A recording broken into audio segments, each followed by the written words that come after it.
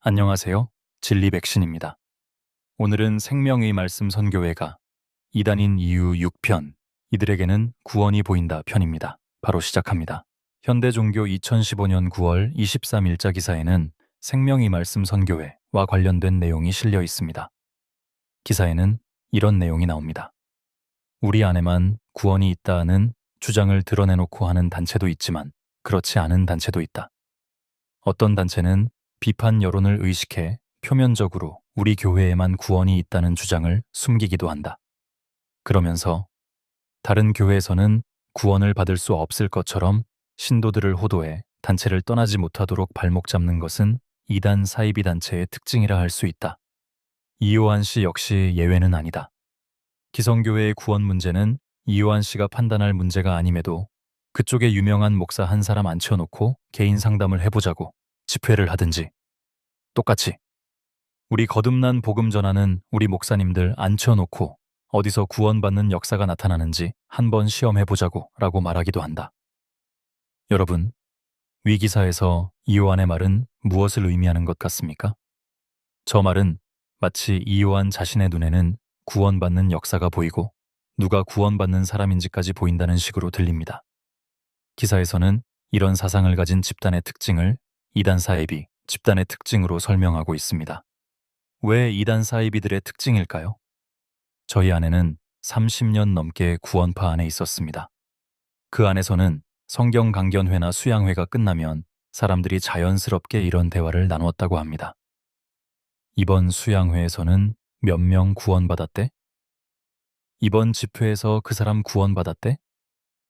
이번에는 구원받은 사람 숫자가 적대. 아무개는 구원받았대. 이건 아내뿐 아니라 저도 실제로 겪었던 일들입니다. 그리고 집회로 인도받은 당사자가 모임에 나와 이렇게 간증을 하곤 합니다. 저는 몇 월 며칠 구원받은 누구입니다. 여러분은 이런 상황이 혹시 정상처럼 보이십니까? 이것이 정말 정상적인 교회 안에서 이루어질 수 있는 일이라고 생각하십니까? 미안하지만 제 눈에는 매우 비정상적으로 보입니다. 왜 그렇습니까? 성경이 그렇게 말하고 있지 않기 때문입니다. 물론 성경은 사람의 신앙 고백을 듣고 그를 형제로 받아들이는 일은 말합니다. 그러나 특정 집단이나 지도자 또는 어떤 형제가 다른 사람을 향해 너는 구원받았다. 저 사람은 구원받았다. 이번 집회에서 몇 명 구원받았다고 공식적으로 판정하는 구조는 말하지 않습니다. 오히려 성경은 구원의 최종 판단권이 하나님께 있음을 분명히 말합니다. 그러나 하나님의 견고한 터는 섰으니 인침이 있어 일러스되 주께서 자기 백성을 아신다 하며. 여기서 핵심은 이것입니다. 주께서 자기 백성을 아신다. 목사가 아는 것이 아닙니다. 어떤 형제가 아는 것이 아닙니다. 교회가 숫자로 집계하는 것이 아닙니다. 수양회 간증 시스템이 판정하는 것이 아닙니다. 주께서 아십니다. 물론 교회는 누군가의 신앙 고백을 듣고 그 사람을 형제자매로 받아들일 수 있습니다. 바울도 성도들을 형제라고 불렀습니다. 초대교회도 신앙 고백을 듣고 세례를 주며 교제 안으로 받아들였습니다. 그러나 이것은 어디까지나 그 사람이 고백한 믿음에 근거해 외적으로 받아들이는 것입니다. 그 사람의 영혼 상태를 하나님처럼 확정 판결하는 것이 아닙니다. 성경에는 겉으로 믿는 것처럼 보였지만 참된 믿음이 아니었던 사례가 많습니다. 사도행전 8장의 시몬은 믿고 세례를 받았다고 기록됩니다. 그러나 베드로는 그에게 내 마음이 하나님 앞에서 바르지 못하다고 책망했습니다. 겉으로는 믿음의 절차를 밟았지만 그의 내면은 하나님 앞에 바르지 않았던 것입니다. 가룟 유다도 예수님의 제자 공동체 안에 있었습니다. 사람들 눈에는 제자였습니다. 그러나 그는 참으로 주님께 속한 자가 아니었습니다. 누가복음 17장의 10명의 나병 환자도 마찬가지입니다. 10명 모두 예수님께 나왔습니다. 10명 모두 예수님의 말씀을 들었습니다. 10명 모두 깨끗함을 받았습니다. 그러나 예수님께 돌아와 하나님께 영광을 돌린 사람은 한 명뿐이었습니다. 예수님은 그 한 사람에게 말씀하셨습니다. 일어나 가라. 내 믿음이 너를 구원하였느니라. 이 사건은 매우 중요합니다. 예수님께 나아왔다고 모두 구원받은 것이 아닙니다. 예수님의 능력을 경험했다고 모두 참된 믿음을 가진 것도 아닙니다. 겉으로 종교적 반응을 보였다고 모두 주님께 속한 것도 아닙니다. 심지어 예수님은 주여 주여 하는 자들 중에도 천국에 들어가지 못할 자들이 있다고 말씀하셨습니다. 하물며 겉으로 집회에 참석했다고, 상담을 받았다고, 깨달았다고 말했다고, 간증을 했다고 해서 인간이 그 사람의 구원을 최종적으로 확정하는 말을 해도 되겠습니까? 구원의 최종 판단자는 오직 하나님이십니다. 물론 우리는 한 사람의 신앙 고백과 삶의 열매를 보고 조심스럽게 분별할 수는 있습니다. 그러나 너는 구원받았다. 저 사람은 몇 월 며칠 구원받았다. 이번 집회에서 몇 명 구원받았다고 확정적으로 판정할 권한은 단언컨대 없습니다. 이것은 단순한 표현 문제가 아닙니다. 구원을 숫자로 세고 날짜로 확정하고 집회 성과처럼 말하기 시작하면 구원은 하나님의 주권적 역사라기보다 특정 집단의 프로그램 안에서 생산되는 결과처럼 보이게 됩니다. 그리고 더 위험한 것은 그렇게 되면 사람들은 하나님께 나아가는 것이 아니라 그 집단이 인정해준 구원 확신에 의존하게 됩니다. 깊이 생각해보면 이것은 과거 가톨릭의 면죄부와 구조적으로 닮아 보입니다. 물론 이들이 면죄부를 종이로 판다는 뜻은 아닙니다. 그러나 몇 월, 며칠 구원받았다는 확신을 사람의 영혼의 도장처럼 찍어주는 분위기를 만듭니다. 그리고 그 도장을 받은 사람은 더 이상 자기 믿음을 성경 앞에서 두렵고 떨림으로 살피기보다 그날의 경험과 그 집단의 교리 이해와 인정을 붙들게 됩니다. 이것은 복음이 아니라 종교 시스템이 만들어낸 또 다른 형태의 구원 보증입니다. 예수님께서 중풍병자에게 네 죄 사함을 받았느니라 고 하셨을 때 서기관들은 마음속으로 이렇게 생각했습니다. 이 사람이 어찌 이렇게 말하는가? 하나님 한 분 외에는 누가 능히 죄를 사하겠느냐?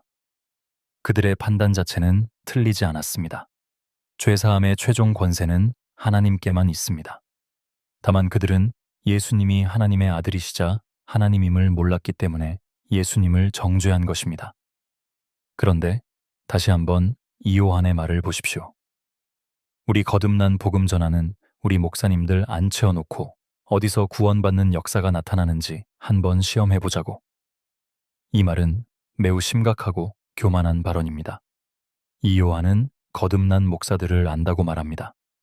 그리고 구원받는 역사가 어디서 나타나는지도 시험해 볼 수 있다는 식으로 말합니다. 혹시 하나님께서 이요한에게 무슨 특별한 능력을 주셨을까요? 이요한 눈에는 누가 하나님의 자녀인지 보일까요? 이요한 눈에는 사람 안에 성령님이 계신 것이 보일까요? 이요한 눈에는 성령님이 임하시는 순간도 보일까요? 그렇다면 생명의 말씀 선교회 신도분들은 어떻습니까? 여러분에게도 혹시 사람이 구원받는 모습이 보이십니까? 만약 그렇다면 그 근거는 무엇입니까? 영원한 속죄를 믿고 손을 드는 것입니까? 교제에 나오는 것입니까? 상담을 받고 깨달았다고 말하는 것입니까? 그렇다면 그것이 곧 구원이라고 성경 어디에 나와 있습니까? 성경 어디에 그렇게 하면 구원받았다고 인정해 주라고 나와 있습니까? 혹시 여러분은 거룩하신 하나님 자리에 올라가 이요한처럼 월권을 하고 있다고 생각하지 않습니까? 이것은 결코 가볍게 넘길 문제가 아닙니다. 하나님의 권한을 사람이 대신하려는 매우 위험한 태도이기 때문입니다. 깊이 생각해 보십시오. 성경을 제발 보십시오. 오늘날 어떤 인간 지도자나 집단이 사실상 너는 구원받았다. 저 사람은 구원받았다. 이번 집회에서 몇 명 구원받았다고 확정적으로 말한다면 그것은 매우 조심해야 합니다. 더 이상 길게 말하지 않아도 오늘 다룬 이 문제는 구원파 신도들의 양심이 이미 잘 알 것입니다. 모든 신도들이 알고 강사들의 설교에서도 이런 사상은 뚜렷이 드러납니다. 이처럼 여러분 마음속에서 이미 사람들의 구원을 판정하고 있는지 아닌지 여러분의 양심이 더 잘 알 것입니다. 물론 그들은 말로는 이렇게 말할 수 있습니다. 우리가 구원시키는 것이 아니다. 그러나 실제 문화와 언어와 시스템이 사람의 구원을 판정하고 집계하고 간증 형식으로 고정한다면 그것은 성경적으로 매우 심각한 문제이며 이단적 사상이라고 볼 수 있습니다. 저에게 악플을 다는 사람들이 묻습니다. 어떻게 그렇게 하나만으로 이단이라고 판정하느냐? 제 영상을 앞으로 계속 시청해 보시기 바랍니다. 제가 생명의 말씀 선교회의 이단적 사상을 정말 하나만 말하는지 아니면 셀 수 없이 많은 문제를 성경적으로 지적하고 있는지 직접 보시기 바랍니다. 여러분, 단호하게 말씀드립니다. 비성경적이고 기괴한 행태가 반복되는 곳이 교회라고 말한다면 그곳을 빨리 벗어나셔야 삽니다. 가스라이팅 된 사람은 자신이 가스라이팅 되었다고 말하지 않습니다. 자신은 바로 믿는 줄 압니다. 자신은 성경적이라고 생각합니다. 자신들의 강사들은 정직하다고 말합니다. 그렇다면 묻겠습니다. 정직한 사람들이 진실한 비판 앞에서 고소부터 합니까? 정직한 사람들이 직접 사람들 앞에서 드러내놓고 말해보자 하는데 피합니까? 성경적인 사람들이 이렇게 비성경적인 행태를 보입니까? 성경적인 사람들에게서 이렇게 수많은 피해자가 나옵니까? 오늘 내용을 보고도 아직도 왜 생명의 말씀 선교회가 구원파라 불리우는지 이해가 안 되십니까? 결론입니다. 믿음을 확증하는 것은 어떤 교단의 시스템이 아닙니다. 집회 날짜가 아닙니다. 상담자의 인정이 아닙니다. 간증문이 아닙니다. 몇 월 며칠 구원받았다는 자기 확신도 아닙니다. 성경은 이렇게 말합니다. 성령이 친히 우리의 영과 더불어 우리가 하나님의 자녀인 것을 증언하시나니. 하나님의 자녀임을 증언하시는 분은 성령이십니다. 인간 지도자가 아닙니다. 교회 조직이 아닙니다. 성경 강연회가 아닙니다. 구원 상담자가 아닙니다. 내 죄가 사해졌다는 깨달음이나 믿음이 아닙니다. 오직 성령께서 그리스도 안에서 하나님의 자녀됨을 증언하십니다. 성령님이 내주하지 않으시면 100% 멸망합니다. 성령님의 인도를 받으십시오. 성령님의 존재를 확인하셔야 합니다. 이 큰 주님의 은혜를 진실로 여러분이 체험하게 되시기를 간절히 바랍니다. 오늘은 여기까지 하겠습니다.